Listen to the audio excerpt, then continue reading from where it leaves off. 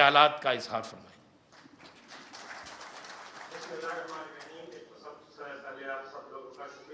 आप लोगों ने मुझे इतने अच्छे फोरम पे बोलने का मौका दिया और इस वक्त सियासत और सहाफत के जय्यत उलमाए कराम इस वक्त मौजूद हैं और उनकी मौजूदगी में मुझे बोलने का मौका मिल रहा है। तो फरतुल्लाह बाबर साहब से थोड़ा सा लाइटर मोड, इमरान खान साहब अगर एक्सटेंशन देने से पहले फरतुल्लाह बाबर साहब से पूछ लेते तो वो उनको बहुत अच्छा मशवरा देते और उनको फरतुल्लाह बाबर साहब बताते कि एक्सटेंशन देने के बाद मसाइल क्या पैदा और उनको कितने ज़्यादा संगीन मसाइल पैदा हुए एक्सटेंशन के बाद।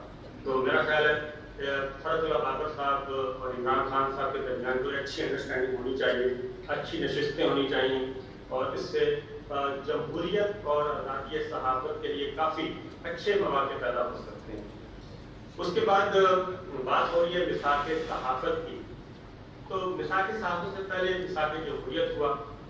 तो जमहूरियत और सहाफ़त आपस में भी एक दूसरे से बिल्कुल जोड़ी दामन का साथ है, जुड़े हुए और जब तक हमारे यहाँ डेमोक्रेसी मजबूत नहीं होगी तब तक हमारे यहाँ सहाफ़त भी मजबूत नहीं होगी और जब तक आज़ादी सहाफ़त मुकम्मल तौर पर अपने पाँव पे खड़ी नहीं होगी तब तक डेमोक्रेसी भी इस तरीके से हमारे डेमोक्रेटिक इंस्टीट्यूशन जो है वो मजबूत नहीं हो पाएंगे। और उसमें जो तीसरा फरीक है वो बहुत ही स्मार्ट है, ऑर्गेनाइज्ड है, डिसिप्लिन्ड है। तो सारा खेल उधर खेला जाता है। मैं तो ज़रा खुद के बात करूँगा क्योंकि मेरा इस्लामाबाद में सिर्फ 22 साल का एक्सपीरियंस है। फिर ब्यूरो चीफ के तौर पर भी रहा, फिर प्रोग्राम भी करता रहा और इंशाल्लाह वापस आके दोबारा से ये सिलसिला शुरू करेंगे। तो देखो हमें कभी भी मैं अपने ज़ाती तौर पर बता रहा हूँ और हामिद मीर साहब बहुत अच्छी तरह जानते हैं, समी इब्राहिम साहब सब हमारे जितने बैठे हैं, हमें कभी भी सिविलियन गवर्नमेंट से यानी कि जो सिविलियन गवर्नमेंट्स होती हैं उनसे कभी हम मसला पेश नहीं आया। वो कभी भी उधर से कभी ये नहीं आया कि डिलीट कर दें, कभी भी ये नहीं आया कि आप ये अपना टिकर हटा दें, कभी भी ये नहीं आया कि आप अपने प्रोग्राम में ये मौजूद ना लेके आएँ और ये लेके आएँ।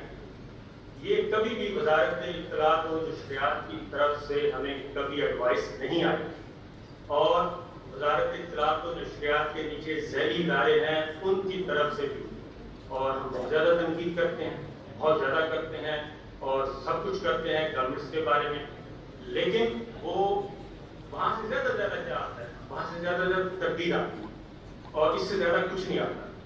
असल जो मसाइल हैं हमारे वो जुड़े हुए हैं कि आज़ादी सहाफ़त और जमहूरियत, इस सब को जब आप कौमी सलामती के एक सो कॉल्ड और सेल्फ मेड बयानिए में आप लिखने की कोशिश करते हैं।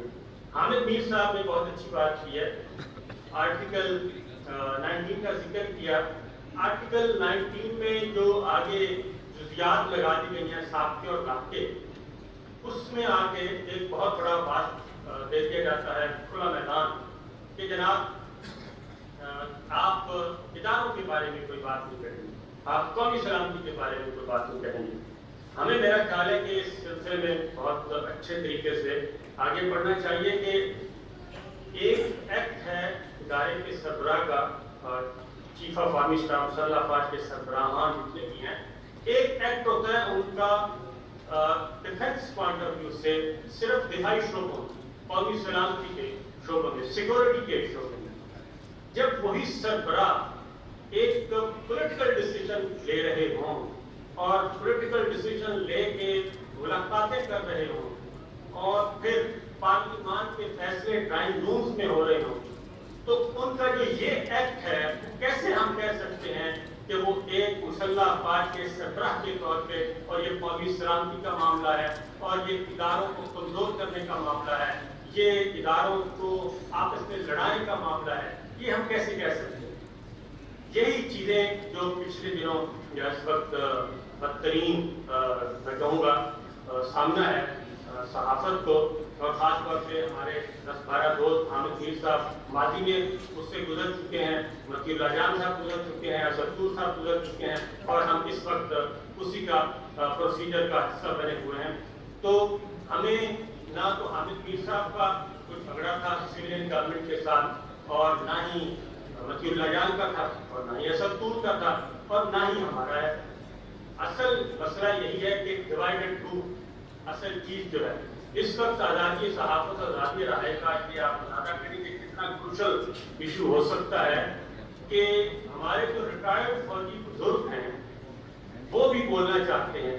ان کی پریس کانفرنس کو اٹھا دیا گیا اور اس کے بعد ان کا پانی بند کر دیا گیا, ان کے پینشن بند کر دی گئی. اب یہ فیصلہ گورنمنٹ نے کرنا ہے یا پھر کسی اور نے کرنا ہے. پینشن بند کر دی. پینشن بند کرنے کا مطلب ہے ان کا آپ نے جو معاش کا ذریعہ وہ بند کر دیا صرف اس وجہ سے کہ ان کا نیریٹو جو ہے وہ آپ آگے نہیں بڑھا رہے اور ان کا پوائنٹ آف ویو وہ آگے نہیں بڑھا رہے.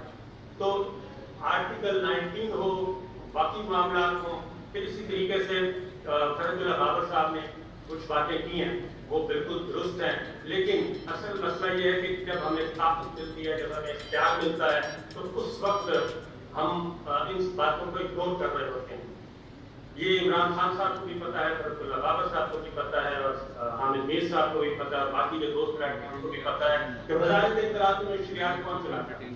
کیا وزارت اطلاعات و نشریات وزیر اطلاعات چلا رہے ہوتے ہیں؟ کیا وزارت اطلاعات و نشریات PIB چلا رہا ہوتا ہے؟ کیا وزارت اطلاعات و نشریات کیبنٹ بلاک چلا رہا ہوتا ہے؟ کوئی بھی نہیں چلا رہا ہوتا ہے. وہ بیچارے صرف جمع تفریح کر رہے ہوتے ہیں. کیا کیمرہ کو حکم وزارت اطلاعات و نشریات دیتا ہے کہ فلاں ٹی وی چینل جو ہے اس کو کیبل سے اڑا دیں اور فلاں کو آگے پیچھے کرتے ہیں؟ یہ وہ حقائق ہیں جن پہ ہمیں بیٹھ کے طریقے سے سلیقے سے اور متفق اور متحد ہو کے آگے بات کرنی چاہیے, کیونکہ ہمیں لڑوایا جاتا ہے. سویلین کو آپس میں لڑوا سے اتنی دشمنیاں پیدا کر دی جاتی ہیں کہ ٹاکنگ ٹرمز ختم ہو جاتے ہیں. اس وقت پاکستان تحریک انصاف کے پاکستان مسلم لیگ نواز کے ساتھ ٹاکنگ ٹرمز نہیں, پاکستان تحریک انصاف کے پیپلز پارٹی کے ساتھ ٹاکنگ ٹرمز نہیں. یہ سارا ماحول بنایا جاتا ہے. عمران خان صاحب اور پرائم منسٹر کیا کچھ نہیں جانتے؟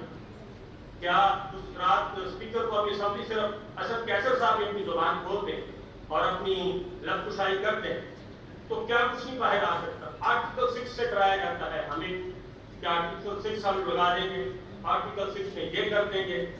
تو آرٹیکل 6 کا اگر صحیح اپلائی کر دیا جائے تو میرا خیال ہے کہ نہ ہی جنرل کیانی صاحب کا جو جنرل پرویز مشرف صاحب اور مقلا تحریک اور ساری چیزیں وہ بھی باہر آئیں گی اور بھی بہت کچھ باہر آئے گا. تو آئی تھنک یہ ہمارے جو اس وقت بیٹھے ہیں پولیٹیکل لیڈرشپ اور جرنلزم کی لیڈرشپ جو ہے وہ آپس میں بیٹھ کے جب جوائنٹلی کوئی جوائنٹ وینچر نہیں کریں گے, آگے نہیں بڑھیں گے, تب تک یہ چیزیں صحیح نہیں ہوں گی اور ہمیں ایڈوائس ملتی رہے گی. اس وقت بھی تمام پروگرامز میں چیلنج کرتا ہوں کہ تمام پروگرامز کو اینکرز کے پروڈیوسرز کو انڈائریکٹ ڈائریکٹ ایک کیا ہے جی ایڈوائس ہے, آپ نے ایکسٹینشن پہ بات نہیں کرنی, آپ نے نئی تقرری پہ بات نہیں کرنی, آپ نے مدت ملازمت میں توسیع پہ بات نہیں کرنی. تو یہ کس حد تک کنٹرول کیا جا رہا ہے اور جو ریٹائرڈ فوجی بزرگ کی تنقید وہ اختلاف رائے رکھتے ہیں اور اظہار رائے کرنا چاہتے ہیں, وہ تمام جو ان کے پینل پہ تھے کہ بتایا جاتا تھا کہ ہمیں یہ لوگ ہیں کہ ان کو آپ دیا کریں ٹی وی چینل پہ اپنے پروگرامز میں, اب وہ نیگیٹو لسٹ میں چلے گئے ہیں اور پازیٹیو لسٹ میں کوئی اور آ گیا. پاکستان ٹیلی ویژن ہو, وزارت اطلاعات و نشریات ہو, اس میں میرا بھی خیال کہ ان اداروں کا کوئی رول ہے. کیا ISPR میں کوئی سویلین جا کے وہاں پہ بیٹھ کے پالیسی بناتے ہیں کہ کیسے چلایا جائے گا ISPR؟ جب وہ آپ کو انہوں نے تو نو کو ایریا